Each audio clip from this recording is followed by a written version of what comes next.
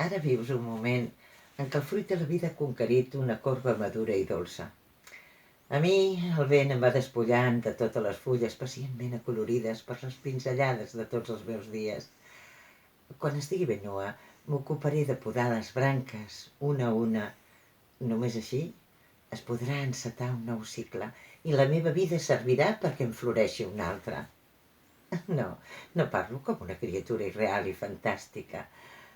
El que passa, amiga meva, és que crec que els personatges ficticis no existeixen. Així que els concebem ja són reals.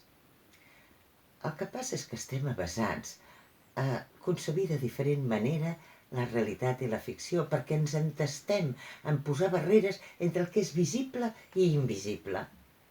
L'impuls de crear és com un murmuri de l'inconcebible i l'eros és la sageta latent que vibra en l'arc de l'ànima humana.